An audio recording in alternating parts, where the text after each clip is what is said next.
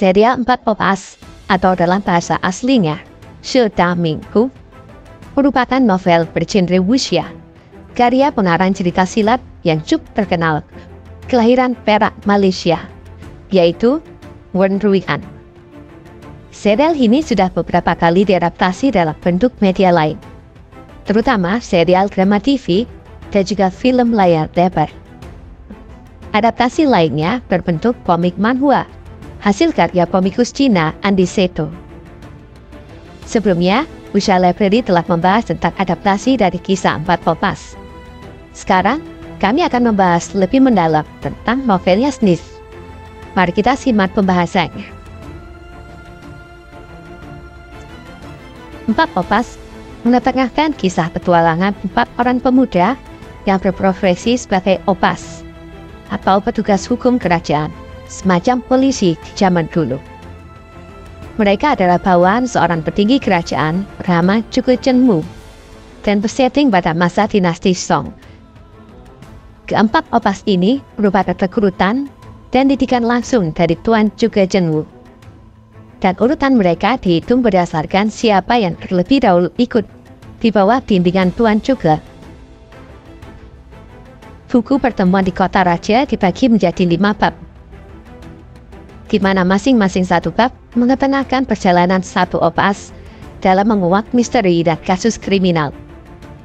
Bab 5 atau yang terakhir merupakan pemecahan kasus besar yang melibatkan keempat opas yang berkumpul dan bekerja sama satu sama lain. Masing-masing 4 bab awal menggali sosok personal masing-masing 4 opas, sekaligus juga sebagai babak perkenalan dari tokoh utama. Bab pertama, Tanan Pembunuh. Tokoh utamanya Lin Shui atau si Darah Dingin. Darah Dingin merupakan opas termuda di antara keempat opas, berusia 20 tahun dan merupakan orang terakhir yang direkrut oleh Tuan Zhuge.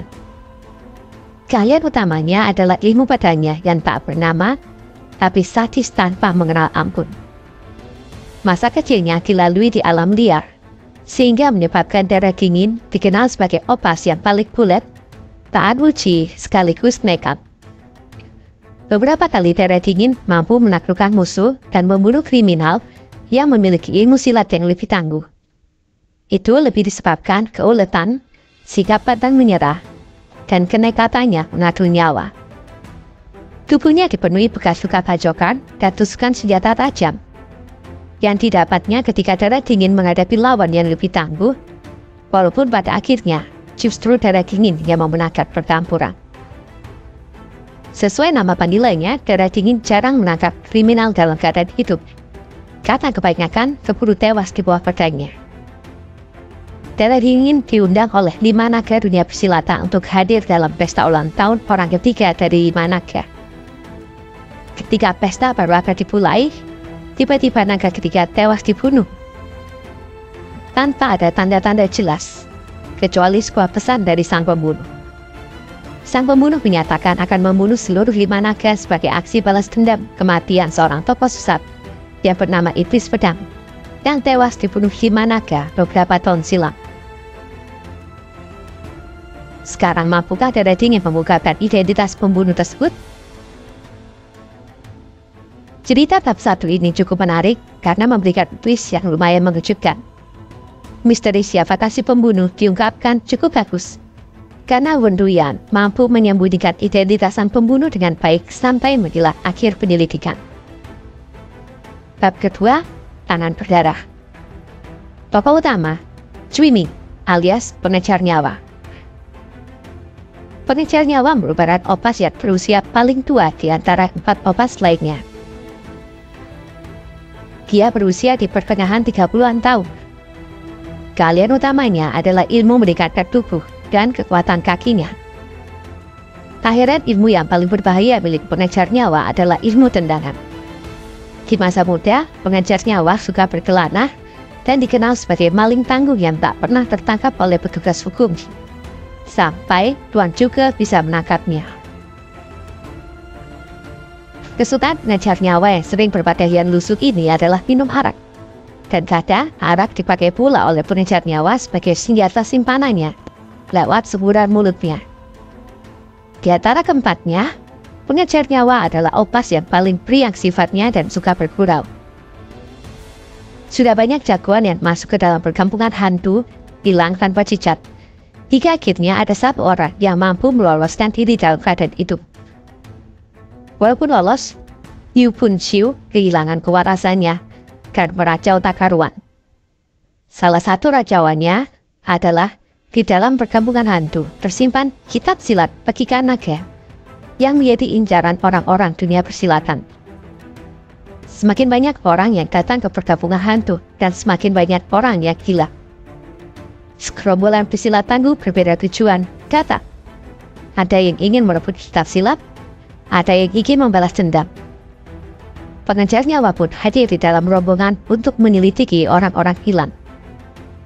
Ketika rombongan berangkat menuju perkampungan hantu, satu persatu anggota rombongan mulai menghilang ataupun tewas secara aneh.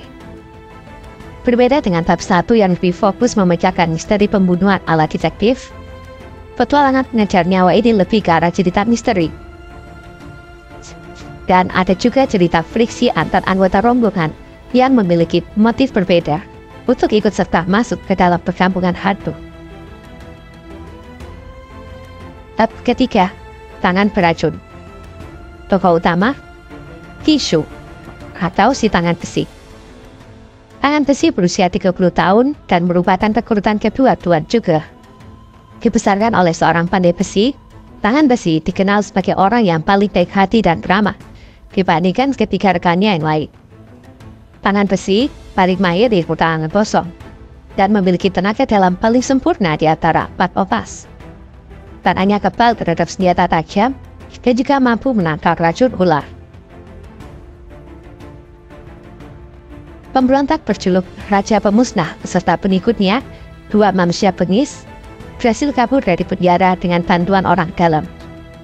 Komandan penjara merasa sulit untuk menangkap kembali Raja Pemusnah dan anak buahnya, sehingga memutuskan datang menemui Tuan Juga untuk minta bantuan. Tuan Juga menebak ke arah mana Raja Pemusnah kabur, dan dia menambat rencana Raja Pemusnah untuk mengumpulkan kekuatan baru. Tuan juga menyuruh tangan besi untuk membantu komandan penjara menangkap kembali Raja Pemusnah. Laki-laki variasi cerita ditampilkan oleh Penguya. Kisah si tangan besi lebih mengarah ke cerita perjalanan dan petualangan dibandingkan cerita detektif dalam bab 1 ataupun cerita misteri dalam bab 2. Akan tetapi terlalu banyak nama tokoh-tokoh yang muncul dalam bab ini, sehingga kemungkinan kalian bisa sulit mengingat siapa saja yang menjadi teman ataupun lawan dari si tangan besi. Bab 4. Tangan Kemala. Tokoh utama, Wu Jing, alias si kejam. Si kejam berusia pertengahan 20 hingga 30-an tahun, dan lumpuh kakinya, sehingga kemana-mana terlihat selalu memakai tandu yang diusuk 4 bocah pedang emas dan perak. Ketika masih berusia 6 tahun, keluarganya habis dibantai oleh musuh, dan peristiwa pembantaian tersebut mengakibatkan kakinya cacat. Tanpa sanak saudara, si kejam dipungut oleh Tuan juga. Sehingga si kejam adalah rekrutan pertama dari Tuan juga. Karena lumpuh dan bertubuh lemah, si kejam tak bisa berlatih ilmu silat dan tak bisa memupuk tenaga dalamnya, sehingga dia fokus dan mati-matian melatih kemampuan lain untuk menutupi kekurangan dirinya. Hasilnya, si kejam memiliki keahlian melempar senjata rahasia dan ilmu meningkatkan tubuh yang hebat. Tapi di antara seluruh keahliannya, si kejam lebih ditakuti pihak lawan atas kemampuan otaknya. Kecerdasannya dalam menganalisa kasus dan mengatur strategi membuat si kejam disegani oleh 4 opas lainnya. Si kejam juga menggunakan kecerdasannya untuk merancang dan menciptakan tandu khusus yang dilengkapi dengan berbagai macam jembatan dan aneka senjata rahasia. Si kejam bukannya tak punya perasaan. Boleh dibilang, si kejam sebenarnya memiliki hati yang sensitif dan mudah tersentuh. Hanya saja, sejak peristiwa pembantaian keluarganya, dia lebih memilih menggunakan otaknya dibandingkan hatinya. lagi pula dengan wajahnya yang tanpa emosi, membuat para musuh sulit menduga jalan pikiran dan taktik yang dirancangnya. Tuan juga menugaskan si kejam untuk membasmi 4 iblis langit yang diketahui menculik tokoh-tokoh persilatan untuk dijadikan manusia obat yang bisa dikendalikan dan diperintah bagaikan robot oleh 4 iblis langit.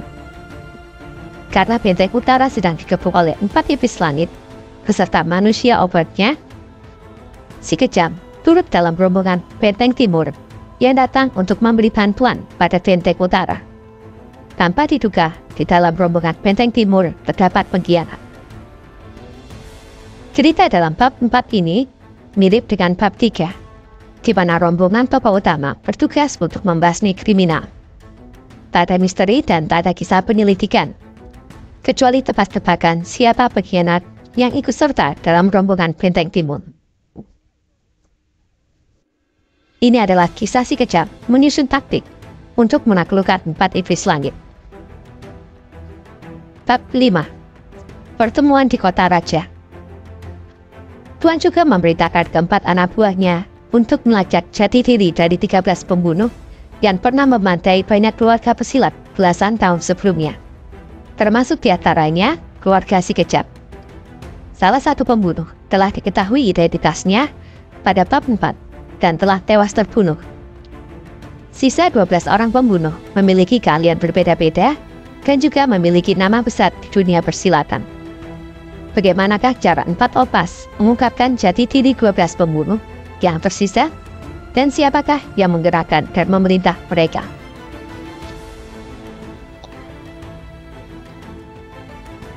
Wen Ruyan terlihat jelas tidak menuliskan cerita berbentuk epos layaknya Jin Yong yang dikenal dengan Coder Heroes Trilogy, melainkan bergaya kulung dengan novel detektif wuxia. Wen Ruyan sangat pintar dalam karakterisasi tokoh utama yang berbeda satu sama lain. Mereka memiliki kekuatan dan kelemahan tersendiri, tetapi jika bersatu bisa saling menutupi kekurangan. Penokohan jagoan di sini juga tidak sebagaimana cerita pendekar lainnya yang menjunjung tinggi kegagahan.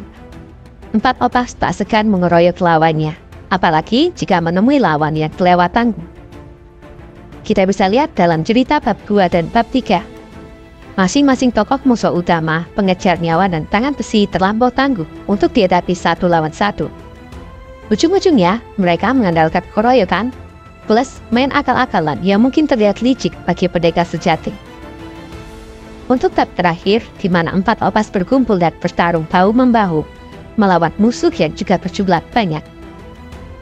Gaya penceritaan Wen Ruyan yang menampilkan perkelahian kalang kabut bagaikan pertempuran dalam perang, bukan 1 lawan 1. Itulah ulasan novel dari cerita 4 opas karangan Wen Ruyan. Jangan lupa untuk like dan subscribe dan sampai jumpa lagi di bab-bab yang lainnya.